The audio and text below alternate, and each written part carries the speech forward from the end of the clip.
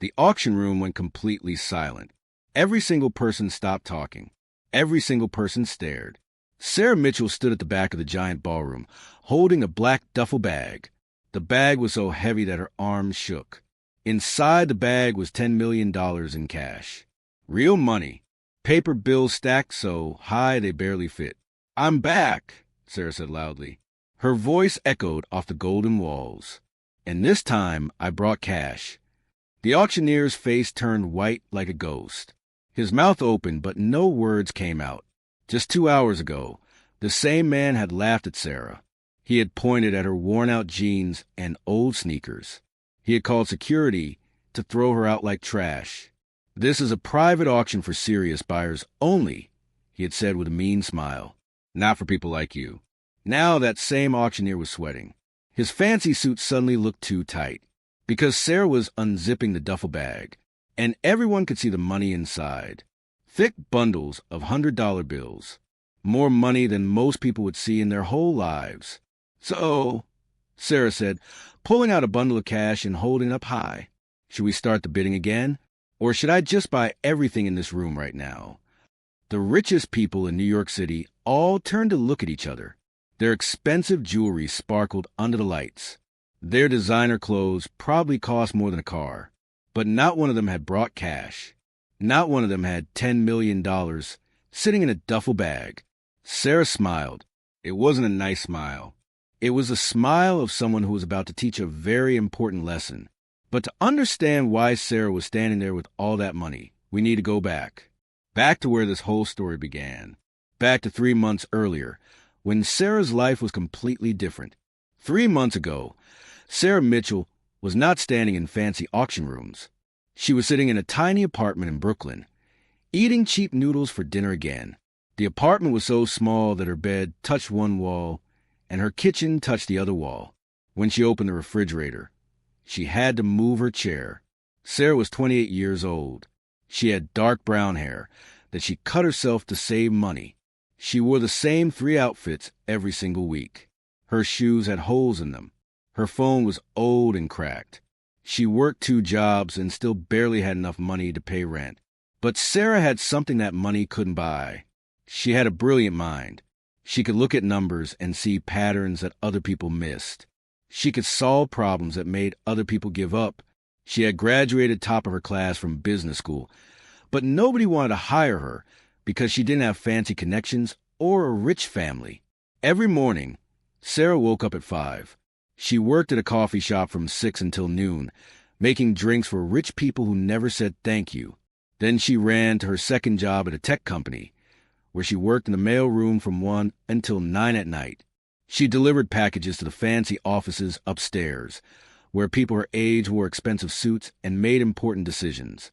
Sometimes, when Sarah delivered mail to the executive floor, she would see spreadsheets on people's desks.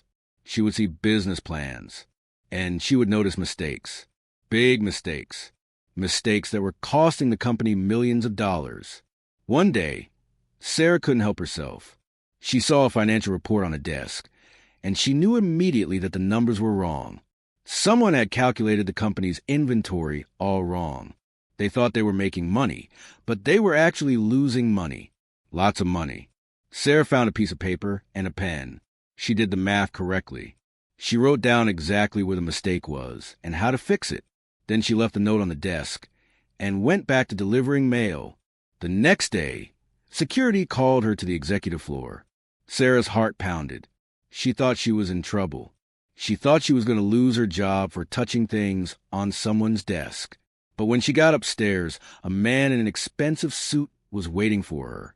His name was Mr. Chun, and he was the chief financial officer, the most important money person in the whole company. "Did you write this?" Mr. Chun asked, holding up Sarah's note. Sarah's voice shook. "Yes, sir. I'm sorry. I shouldn't have touched." "You just saved this company $12 million, Mr. Chun interrupted. His eyes were wide. "How did you see this?" "Our entire finance team missed it." Sarah shrugged. "I'm good with numbers." Mr. Chun stared at her for a long moment. Then he smiled. "How would you like a different job?" That's how Sarah's life changed. Suddenly, She wasn't delivering mail anymore. She was working directly with Mr. Chun, solving the company's biggest financial problems. She got moved to a real office. She got paid 10 times more money. She could finally afford to buy new shoes. But more importantly, Mr. Chin taught her about investing. He taught her about the stock market. He taught her about finding companies that were worth almost nothing but could become worth millions. The secret, Mr. Chin told her, is seeing value where other people don't. You're already good at that. Sarah learned everything she could. She worked 18 hours a day. She read every book about investing. She studied every successful business person in history. And she started investing her own money, even though she didn't have much. She found a small technology company that everybody thought was dying. The company made special batteries for electric cars, but they kept having problems. Their stock was worth almost nothing. Everyone was selling their shares. But Sarah saw something different. She read all their reports. She called the company and asked questions. She discovered that they had just fixed their biggest problem. They had created a battery that lasted 3 times longer than any other battery. But nobody knew about it yet. Sarah took every single dollar she had saved. She bought as many shares as she could afford. People at work laughed at her. They said she was wasting her money. They said the company would fail. Then, 2 months later, the biggest car company in America announced they were buying batteries from Sarah's little company. Millions and millions of batteries. The stock price exploded. It went up 50 times higher in 1 week. Sarah sold her shares. That tiny investment had turned into $5 million. She couldn't believe it. Sarah Mitchell, who had been eating cheap noodles in a tiny apartment, now had $5 million. But Sarah didn't stop. She was just getting started. She took that $5 million and found another opportunity, and another, and another. Each time, she saw something that other people missed. Each time, her money grew bigger. Mr. Chin watched everything with pride. "You have a gift," he told her. "Don't waste it." Within 3 months, Sarah had turned her $5 million into $50 million, then $100 million, then $500 million. The money grew so fast it made her dizzy. And Sarah didn't forget where she came from. She still lived simply. She still wore regular clothes. She still remembered what it felt like to be poor and ignored and treated like she didn't matter. Then one day, Sarah saw an advertisement in the newspaper. There was going to be a huge luxury auction in Manhattan. Rich people from all over the world were coming to bid on expensive art, rare jewelry, and historical items. One item caught Sarah's eye. It was a pocket watch that had belonged to her grandfather. Her grandfather had been forced to sell everything when Sarah was young. The family had lost all their money, and they had to sell their treasures just to survive. Sarah remembered her grandfather crying as he sold his precious pocket watch. It had been in the family for 100 years. Someday, her grandfather had told young Sarah, someone in our family will be successful enough to buy it back. Maybe that will be you. Her grandfather died 2 years later, never knowing that Sarah would actually make it, that she would actually become successful. When Sarah saw that the pocket watch was being auctioned, her heart felt like it stopped. This was her chance. She could buy back her grandfather's watch. She could make his dream come true, even though he was gone. The auction was in 3 days. Sarah marked it on her calendar. She was nervous but excited. She had enough money now. She could bid whatever it took. On the day of the auction, Sarah dressed in her normal clothes, jeans and a t-shirt and her comfortable sneakers. She didn't own fancy dresses or expensive jewelry. She didn't think it mattered. She thought the auction was about money, not about how you looked. She was wrong. When Sarah walked into the Plaza Hotel where the auction was happening, security stopped her immediately. "Excuse me," a large man in a black suit said. "This is a private event." "I know," Sarah said. "I'm here for the auction." The security guard looked her up and down. He saw her regular clothes. He saw her worn sneakers. He laughed. "This auction is for registered bidders only. Very wealthy people. I don't think you're in the right place." Sarah felt her face get hot. "I have money. I want to bid." "Ma'am, the starting bids are in the hundreds of thousands of dollars. Maybe you should." I have over $800 million, Sarah said quietly. Now could I please go inside? The security guard's face changed, but not to respect, to mockery. Sure you do, lady. And I'm the King of England. Please leave before I have to remove you. Sarah pulled out her phone. She opened her banking app. She showed him the screen with her account balance. $837 million. The security guard's eyes got big. He grabbed Sarah's phone and looked closer. Then he looked at her clothes again. Then he looked at the phone again. His brain couldn't make sense of it. This must be fake, he said, but his voice wasn't sure anymore. It's not fake, Sarah said. Now, please let me in. The guard called over his supervisor. Then that person called over someone else. Soon there were 5 people standing around Sarah, all looking at her phone, all whispering to each other. Finally, they let her go inside, but they watched her like she was going to steal something. The auction room was the fanciest place Sarah had ever seen. Crystal chandeliers hung from the ceiling like frozen waterfalls. The chairs were covered in red velvet. Everything was gold and shiny and expensive. Rich people filled every seat. They wore jewelry that could feed a family for years. They laughed and drank champagne and talked about their vacation homes. Sarah found a seat in the back. She fell out of place, but she didn't care. She was here for one thing, her grandfather's pocket watch. The auctioneer was a tall, thin man with silver hair and a tuxedo. He spoke with a fancy accent. He acted like he was the most important person in the world. Ladies and gentlemen, he announced, welcome to the finest auction of the season. We have truly remarkable items tonight.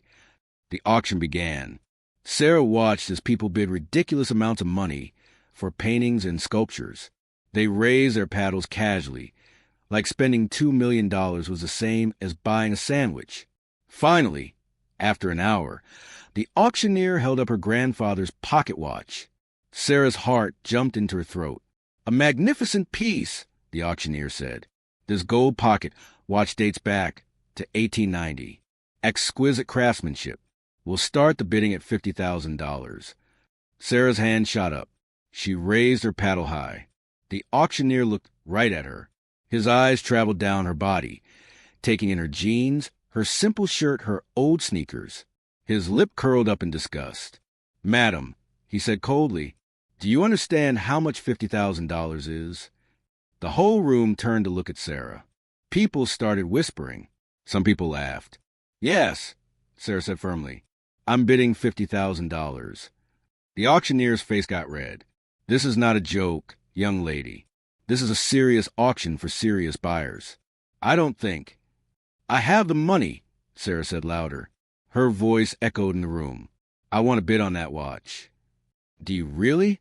The auctioneer's voice was mean now, mocking. Because you don't look like someone who belongs here. You look like someone who should be serving drinks, not buying antiques. The rich people in the room laughed harder. Some woman in diamonds whispered to her friend, loud enough for Sarah to hear. How did security let her in? Sarah felt her whole body get hot with embarrassment and anger, but she stood up. I belong here just as much as anyone, and I want to bid on that watch. The auctioneer slammed his gavel down. Security, remove this woman from the premises. She's disrupting the auction. What? Sarah couldn't believe what was happening. You can't. But security guards were already coming toward her. The same guard from before grabbed her arm. Let's go, lady. You've caused enough trouble. But I have money, Sarah shouted. I could buy that watch.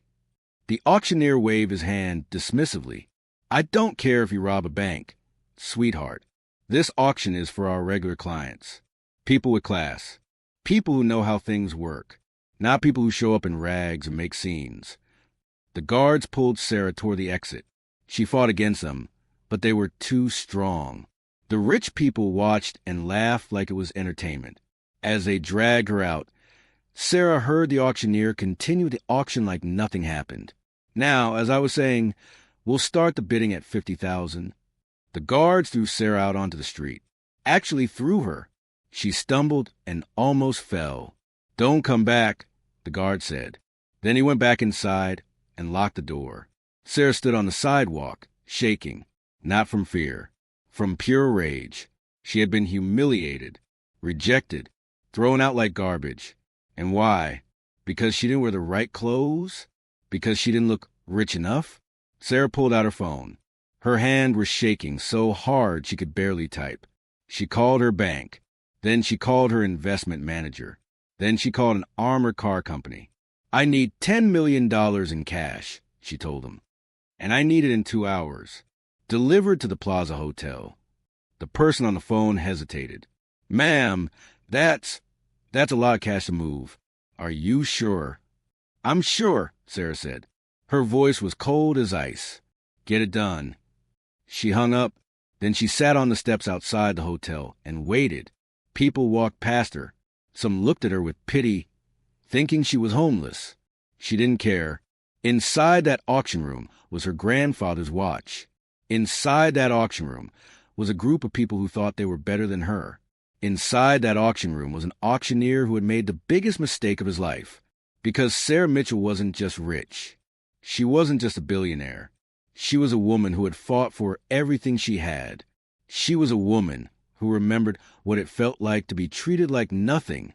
And she was a woman who was about to teach everyone in that room exactly who they had messed with. 2 hours later, an armored truck pulled up to the Plaza Hotel. 3 armed guards got out.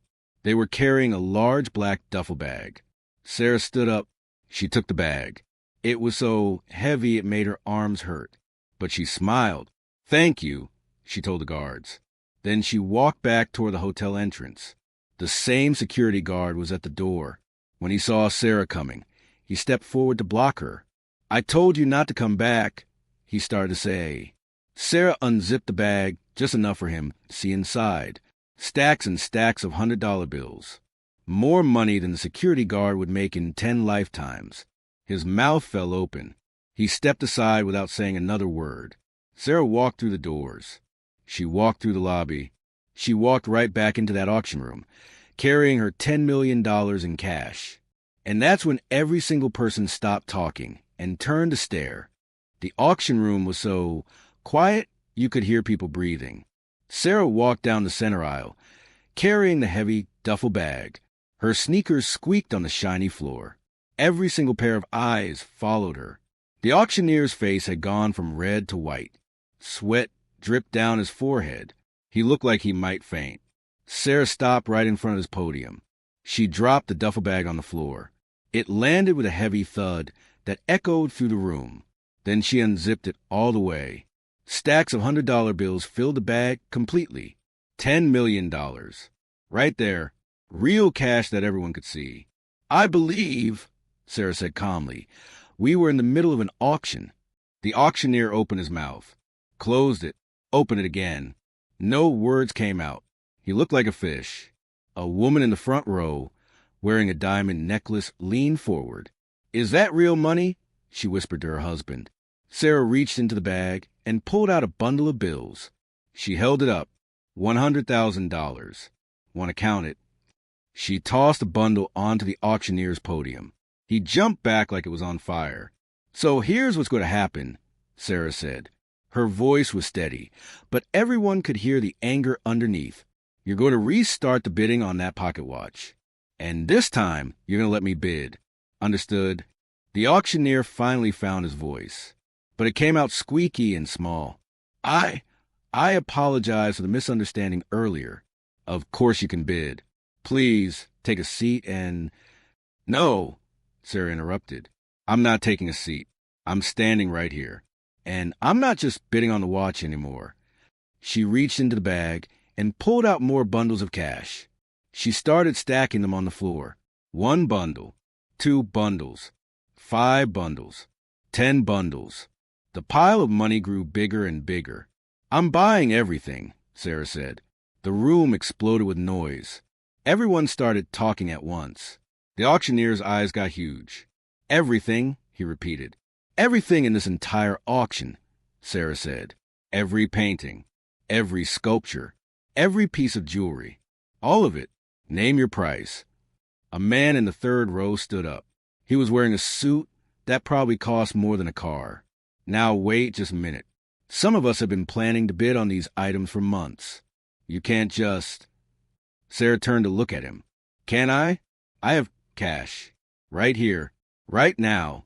How much money did you bring with you tonight? The man's mouth opened, but nothing came out. He sat back down. Sarah turned back to the auctioneer. So, do you want to sell me everything? Or should I take my money somewhere else? I'm sure your competitors would be happy to have it. The auctioneer looked around the room desperately, like someone might help him. But all the rich people just stared. They had come here expecting to buy fancy things. They hadn't expected this. I need to make a phone call, the auctioneer stammered. This is highly irregular. I need to speak with the auction house owner. Fine, Sarah said. She checked her watch. You have 5 minutes. After that, I'm leaving, and I'm never coming back. And I'm telling every rich person I know to never use your auction house again. The auctioneer practically ran out of the room. His fancy shoes clicked on the floor as he rushed to the exit. Sarah stood there, surrounded by stacks of cash. Waiting, the rich people whispered to each other. Some of them took out their phones and started making calls. Sarah heard one man say, "You won't believe what's happening at the plaza right now." The woman with the diamond necklace stood up and walked over to Sarah. She looked at the money. Then she looked at Sarah's face. I know you, the woman said slowly. You're Sarah Mitchell, the investor. I read about you in the Wall Street Journal last month. You made $500 million on that battery company. Sarah nodded but said nothing. The woman smiled. They threw you out, didn't they? Because of how you were dressed. Yes. Good for you, the woman said quietly. Then she went back to her seat. For minutes passed. Then 5. Then 6. Sarah started zipping up her duffel bag. Time's up, she said loudly. The doors burst open. The auctioneer came running back in. Behind him was an older man in an even fancier suit. His face was bright red, and he was breathing hard like he'd been running. Miss Mitchell, the older man said, rushing down the aisle.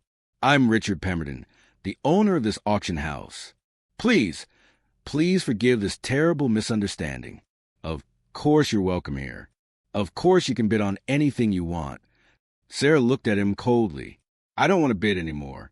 I want to buy everything. Cash. Right now. Mr. Pemberton's hands were shaking. The total value of all items in tonight's auction is approximately $8.2 million. But surely you don't want. I'll give you $10 million, Sarah said, for everything. Take it or leave it. Mr. Pemberton looked like he might cry. That's very generous. Yes, of course. Sold. Everything is yours. Sarah nodded. She started pulling more bundles of cash out of the bag and stacking them on the podium. The money pile grew taller and taller. People in the audience stood up to see better. Some of them took pictures with their phones. When Sarah finished counting out $10 million, she stepped back. There you go. I'll have my lawyers contact you tomorrow about the paperwork and delivery. Mr. Pemberton just stared at the mountain of cash on his podium. He looked like he couldn't believe this was real. Sarah picked up her now empty duffel bag. She turned to walk out. Then she stopped.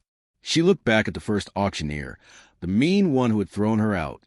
You, Sarah said, pointing at him. What's your name? The man's face went pale.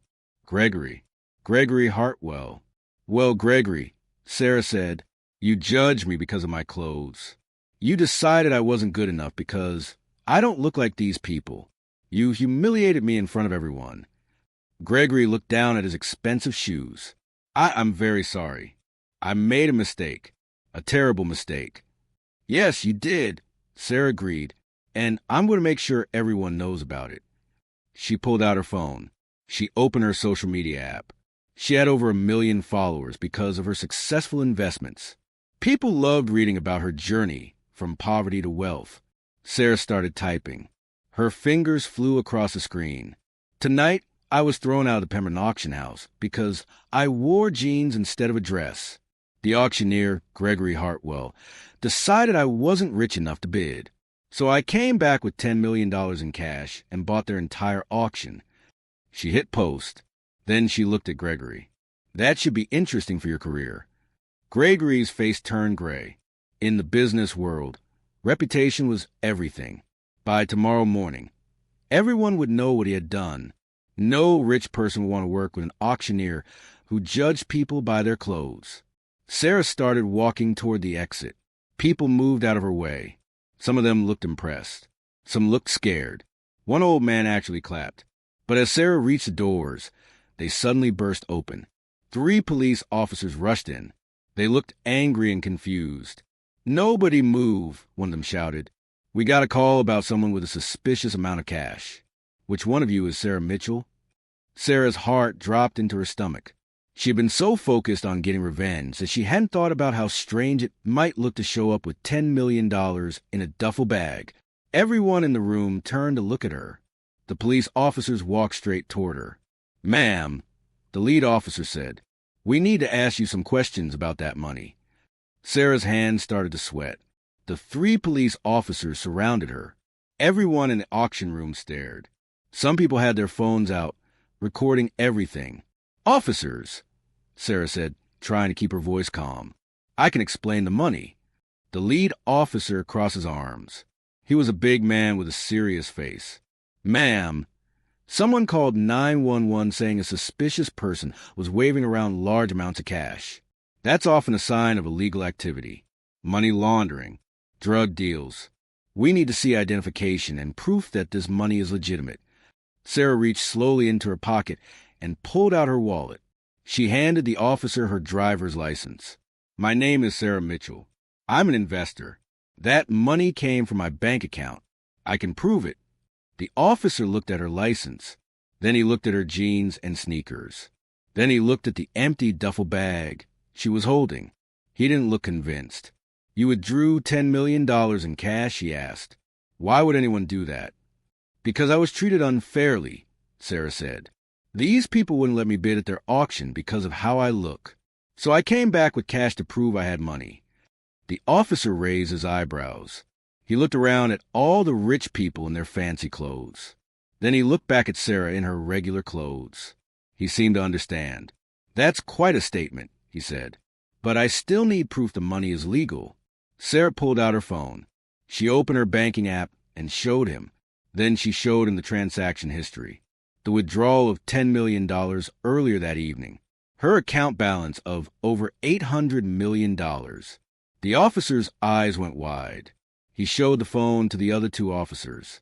They all stared at the screen like they couldn't believe it. "This is real," the lead officer asked quietly. "It's real," Sarah said. Mr. Pemberton, the auction house owner, rushed forward. "Officers, I can confirm that Miss Mitchell just purchased our entire auction for $10 million. In cash. It's all legitimate. She's a well-known investor. Very successful. Very wealthy." The officer looked at the mountain of cash still stacked on the podium. He looked at Sarah again. Then he shook his head slowly, like he'd never seen anything like this before. "Okay," he said finally. "The money checks out. But ma'am, I have to warn you, carrying around that much cash is dangerous, and it draws attention. That's probably why someone called us." Sarah nodded. "I understand. I wasn't planning to make this a regular thing. I just needed to make a point." The officers looked at each other. The lead officer almost smiled. "Well, you definitely made your point. We'll let you go, but maybe next time use a check." "Next time I will," Sarah promised. The officers left. Sarah let out a long breath. That had been scary. For a moment, she thought they might arrest her, take away all her money, ruin everything. But she was fine. She was free, and she had won. Sarah looked around the auction room one more time. All these rich people who had laughed at her were now silent.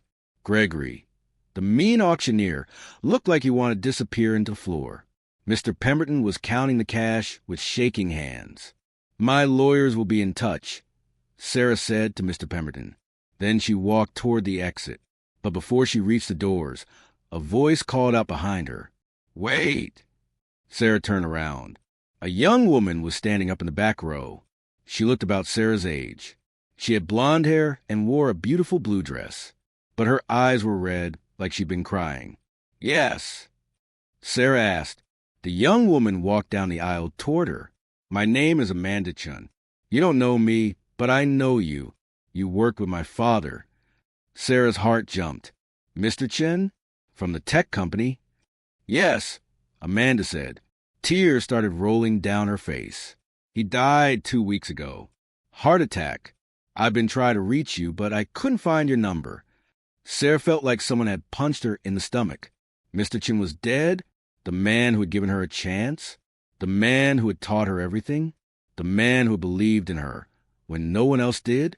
I didn't know, Sarah whispered. I've been so busy with work. I don't watch the news much. I'm so sorry. Amanda wiped her eyes. Before he died, my father talked about you all the time. He was so proud of you. He said you were like a daughter to him. Sarah felt tears burning in her own eyes now. She tried to hold them back, but couldn't. He saved my life. I was nobody. I had nothing. He gave me everything. I know, Amanda said. That's why I need to tell you something. Something important. Something my father made me promise to tell you if anything ever happened to him. Sarah waited. The whole auction room was listening now. You could hear a pin drop. Amanda took a deep breath. My father didn't die from a heart attack. Not really. He was murdered. The room exploded with gasps and whispers. Sarah felt her whole body go cold. What? Sarah breathed. Someone at the company killed him, Amanda said. Her voice was shaking but angry. Someone wanted him dead, and my father knew it was coming.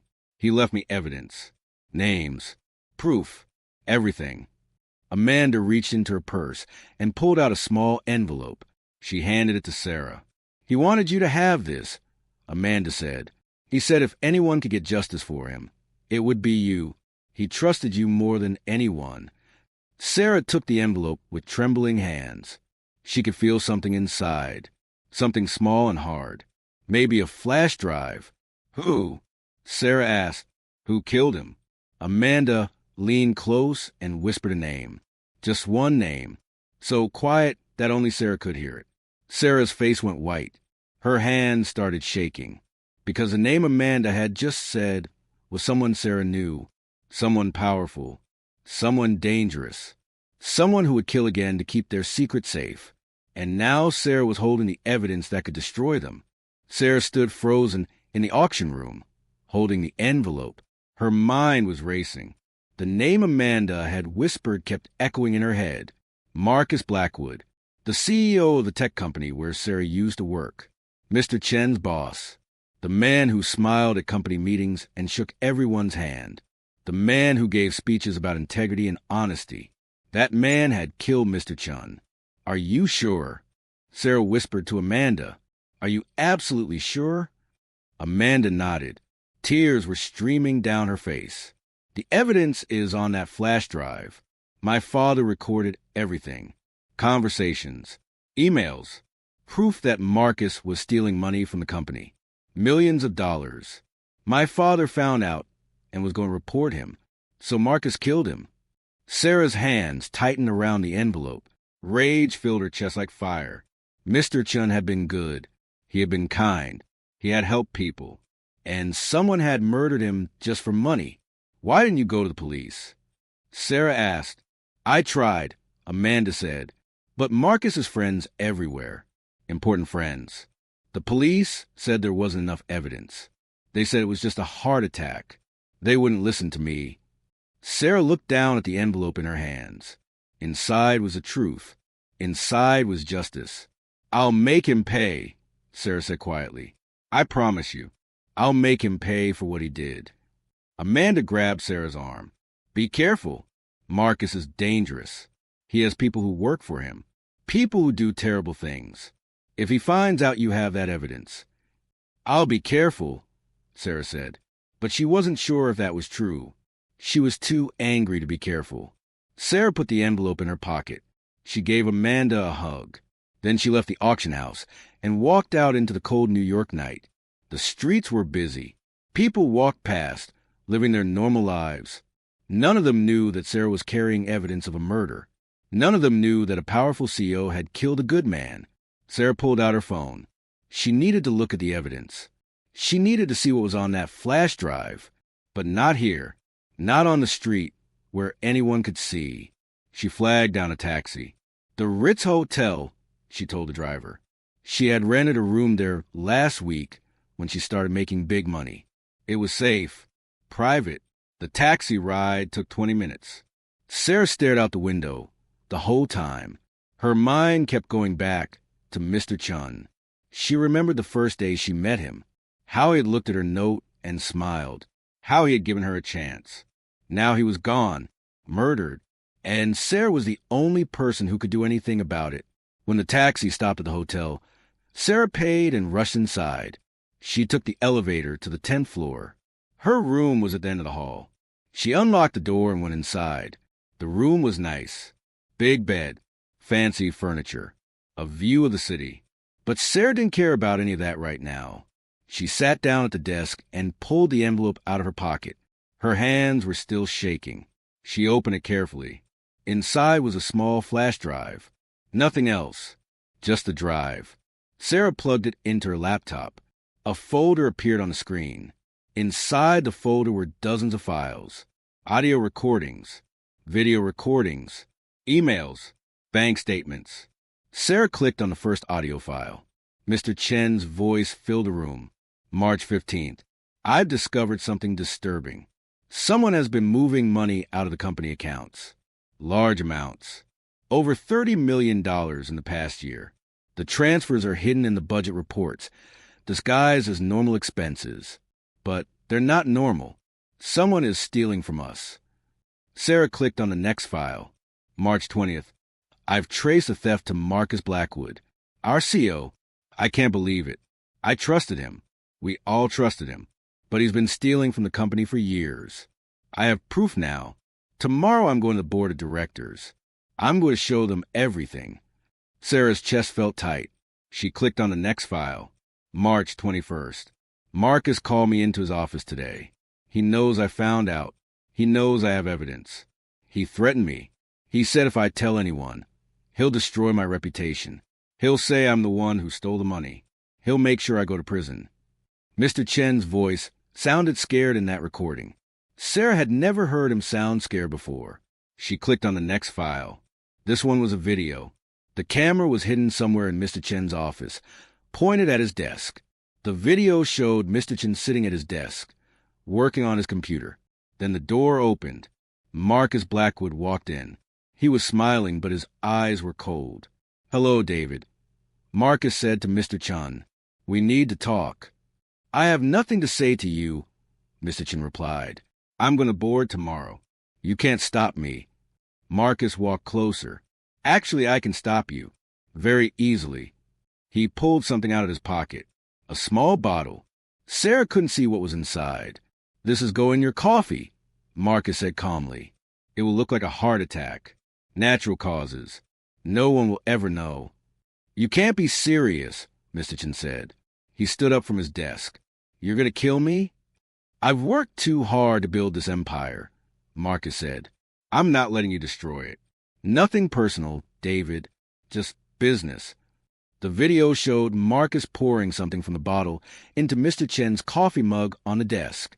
Mr. Chen tried to run for the door, but Marcus grabbed him. They struggled. Marcus was stronger. "Drink it," Marcus ordered. "No." But Marcus forced the coffee into Mr. Chen's mouth. Mr. Chen choked and coughed. Then he felt the floor. His body started shaking. He grabbed his chest. He couldn't breathe. Marcus just stood there watching, waiting. After 2 minutes, Mr. Chen stopped moving. His eyes stared up at nothing. He was dead. Marcus knelt down and checked his pulse. Then he pulled out his phone and called 911. "Hello? Yes, I need an ambulance. My colleague just had a heart attack. Please hurry." His voice sounded so worried, so caring, like he was trying to save Mr. Chen's life instead of ending it. The video ended. Sarah sat back in her chair. Her whole body was shaking. She felt sick. She had just watched a man she cared about die. She had watched him be murdered. And she had the proof. Clear proof that could send Marcus Blackwood to prison forever.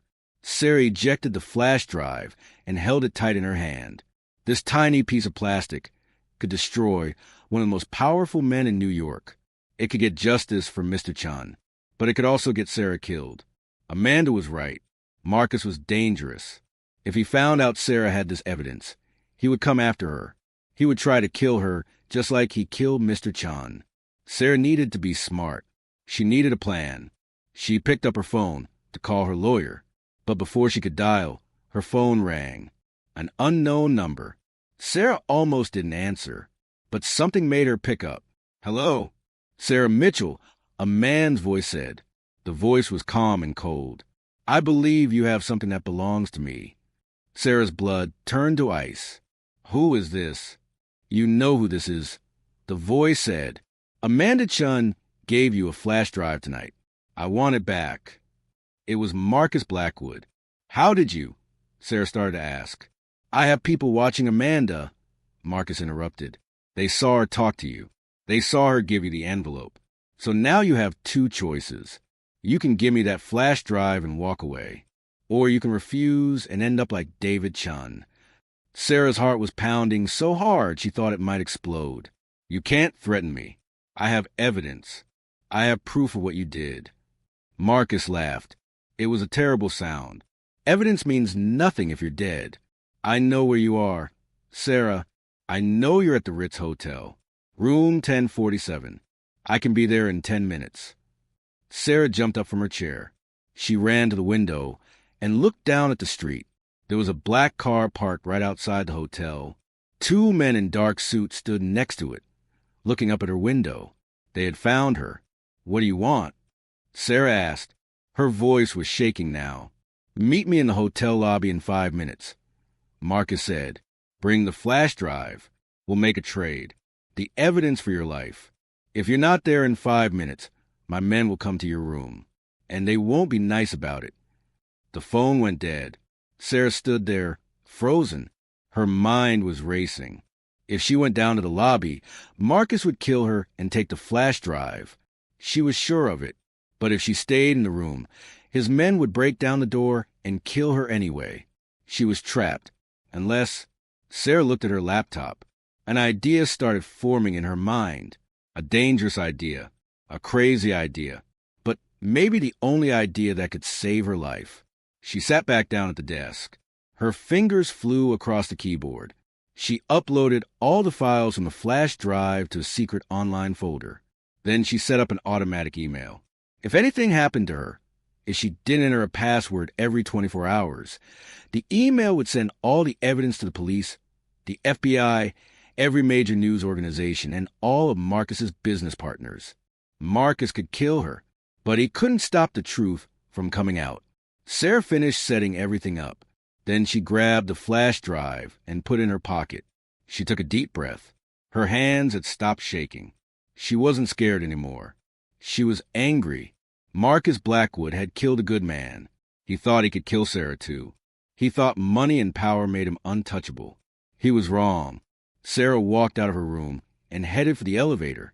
She was going to meet Marcus, but not to give him what he wanted. She was going to destroy him. The elevator doors opened in the lobby. Sarah stepped out.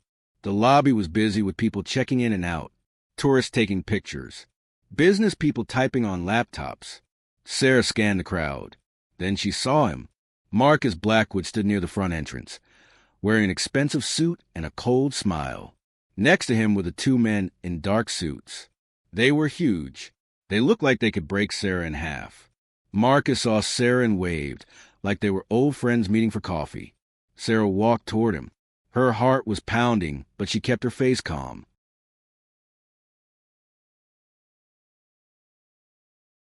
"Sarah," Marcus said warmly when she got close. "So good to see you. Shall we step outside to talk?" "No," Sarah said. "We talk here, in front of all these people." Marcus's smile faded a little. "That's not how this works. Outside. Now." One of the big men grabbed Sarah's arm. His grip was tight. It hurt. "Let go of me," Sarah said loudly. People in the lobby started to look. "Don't make a scene," Marcus warned. "Just come outside quietly." "No," Sarah said even louder. "I'm not going anywhere with a murderer." The whole lobby went silent. Everyone stopped what they were doing. They all stared at Sarah and Marcus. Marcus's face turned red with rage. "You stupid girl. You just made the worst mistake of your life." The big man's grip on Sarah's arm got tighter. He started dragging her toward the exit. But then the hotel doors burst open. Police officers rushed in. Lots of them. At least 10. They surrounded Marcus and his men. Marcus Blackwood. The lead officer said, "You're under arrest for the murder of David Chun." Marcus's face went white. "What? This is ridiculous. I didn't." "We have evidence," the officer said. "Video evidence. Audio evidence.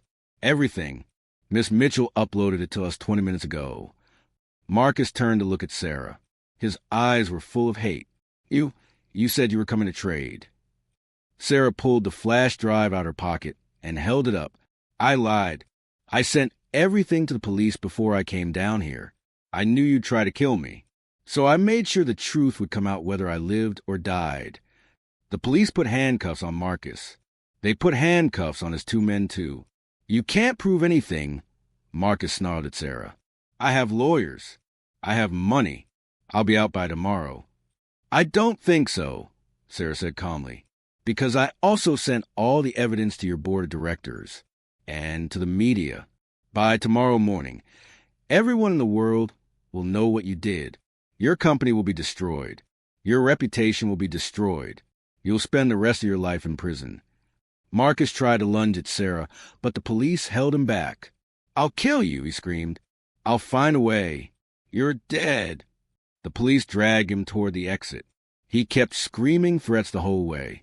When they were gone, Sarah finally let herself breathe. Her legs felt weak. She sat down on one of the fancy lobby couches. She had done it. She had gotten justice for Mr. Chan. Marcus Blackwood was going to prison. But as Sarah sat there, feeling relieved, a hotel employee walked up to her. "Miss Mitchell?" the young man said nervously. "There's someone here to see you. She says it's urgent." "Who?" Sarah asked. She wouldn't give her name, but she said to tell you it's about your family. Sarah felt a chill run down her spine. "My family?" She didn't have any family. Her parents were dead. Her grandfather was dead. She had no siblings. No aunts or uncles. She was alone. "Where is she?" Sarah asked. The employee pointed to a woman sitting in the corner of the lobby. The woman wore a black coat and dark sunglasses. She stood up when she saw Sarah looking. Sarah walked over slowly. "Who are you?" The woman took off her sunglasses. She had the same dark brown hair as Sarah, the same green eyes, the same small scar on her left eyebrow. Sarah's heart stopped because she was looking at a face she knew, a face she saw every day in the mirror. The woman looked exactly like Sarah, like they could be twins. "Hello, Sarah," the woman said softly. "My name is Rachel, and I'm your sister." Sarah stared at the woman who claimed to be her sister. Her mind couldn't process what she was seeing. "That's impossible. I don't have a sister." Rachel smiled sadly. "Our grandfather never told you. He was protecting you, protecting both of us." "From what?" Sarah's voice was barely a whisper. Rachel looked around the busy hotel lobby. "Not here. Too many people. Come with me. Please. I have something you need to see." Everything in Sarah's body told her to run. This was too strange, too impossible. But something about Rachel's eyes made Sarah trust her. Those eyes looked just like her grandfather's eyes. "Fine," Sarah said, "but somewhere public. A coffee shop." 10 minutes later, they sat across from each other in a small cafe down the street. Rachel ordered tea, but didn't drink it. She just held the cup, staring at Sarah. "Start talking," Sarah said. Rachel took a deep breath. "Our grandfather had 2 daughters. Your mother and my mother. They were twins. Identical twins." Sarah felt dizzy. "My mother never mentioned a sister." "Because they were separated when they were young," Rachel explained. "Your mother stayed with our grandfather. My mother was sent away to live with relatives in Europe. It was for safety." "Safety from what?" Rachel leaned forward. Her voice dropped to a whisper. "Our family wasn't always poor, Sarah. Our grandfather came from money, lots of money, old money, but someone stole it all. Someone powerful, someone dangerous. Our grandfather spent his whole life trying to get it back, but he failed. He died before he could finish. Sarah's heart was pounding. Who stole it? A man named Victor Pemberton, Rachel said. Sarah's blood turned to ice. Pemberton? Like Richard Pemberton, the auction house owner? Rachel nodded. Richard is Victor's son. The Pemberton family has been sitting on our family's fortune for 3 generations. That pocket watch you wanted to buy, it belonged to our grandfather. But so did everything else in that auction. All of it. Everything the Pembertons own rightfully belongs to us. Sarah sat back in her chair. Her mind was racing. The auction, the humiliation, the revenge. It had all been bigger than she realized. So what do we do? Sarah asked. Rachel pulled out a folder from her bag. She slid it across the table. I've been investigating the Pembertons for years. I have proof that their entire fortune is built on what they stole from our family. With your money and my evidence, we can destroy them. We can take back everything they took from us. Sarah opened the folder. Inside were documents, bank records, property deeds, letters, all showing how Victor Pemberton had stolen from their grandfather decades ago. This is... Sarah couldn't find words. Justice, Rachel finished. Real justice. Not just for grandfather, but for our whole family. For your mother. For my mother. For everyone the Pembertons hurt. Sarah looked at her sister. A sister she never knew existed.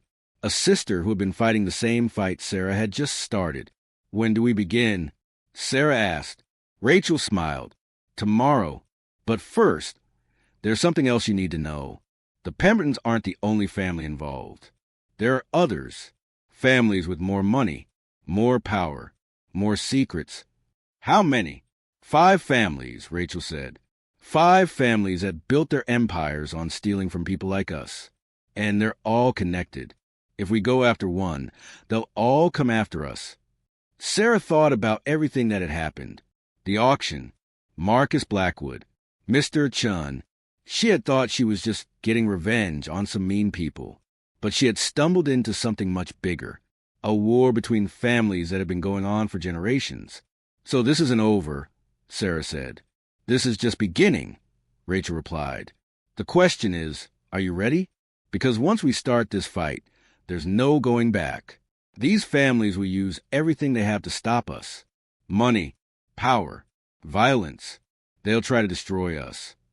Sarah thought about her grandfather, about how he died poor and broken, unable to get back what was stolen from him. She thought about Mr. Chun, who died trying to do the right thing.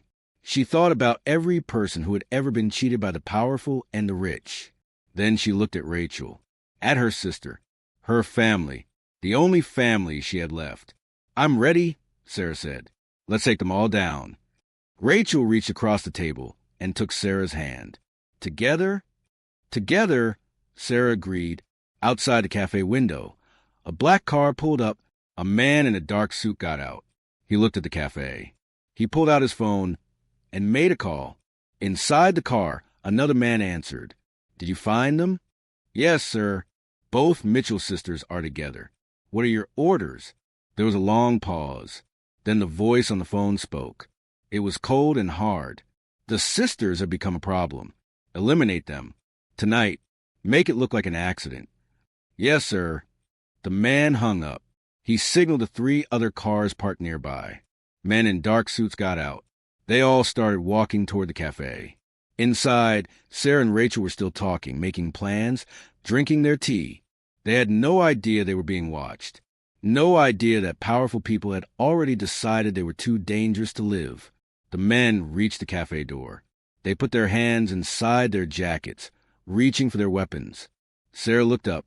For just a second, through the window, she saw them coming. Her eyes went wide. Rachel, she said quietly, we need to go. Right now. Rachel turned and saw the men. Her face went pale. They found us already. The cafe door started to open.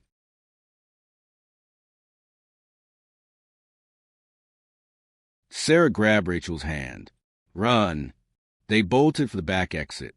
Behind them, they heard shouting, footsteps, the sound of something crashing. Sarah and Rachel burst out the back door into an alley. They ran as fast as they could. They could hear the men chasing them, getting closer. Sarah's mind raced. She had billions of dollars. She had power. She had influence. But none of that mattered if she was dead. She pulled out her phone as she ran. She dialed 911, but before it could connect, a bullet whizzed past her head and hit the wall. Chips of brick exploded. They were shooting at them. Sarah and Rachel turned a corner. There was a busy street ahead. People, cars, safety. They were almost there, almost safe. But then a black van screeched to a stop in front of them, blocking their path. The door slid open. More men with guns. Sarah and Rachel were trapped. Men behind them. Men in front of them. No way out. The men closed in from both sides. Their guns pointed at the sisters. End of the line, one of them said. Sarah looked at Rachel. Rachel looked at Sarah. This was it. They had found each other after all these years, only to die together. But then Sarah heard something. The sound of helicopter blades. Getting louder. Getting closer. She looked up. A helicopter was descending toward them. A rope ladder dropped down. A voice shouted from above. Grab on. Sarah didn't know who was in that helicopter. Didn't know if she could trust them. But she knew she couldn't trust the men with guns. She grabbed Rachel's hand. Jump. They both leaped for the ladder. Their fingers wrapped around the rope. The helicopter pulled up, lifting them into the air just as the men opened fire. Bullets flew past them. Sarah's arms burned from holding on, but she didn't let go. Neither did Rachel. Higher and higher, they climbed until the men on the ground looked like ants, until the city spread out below them like a glittering carpet. Finally, hands reached down and pulled them into the helicopter. Sarah collapsed on the floor, gasping for air. Rachel lay next to her, breathing hard. Who are you? Sarah shouted over the noise of the helicopter. A woman stepped forward. She was older, maybe 60, with silver hair and sharp eyes. She wore an expensive business suit.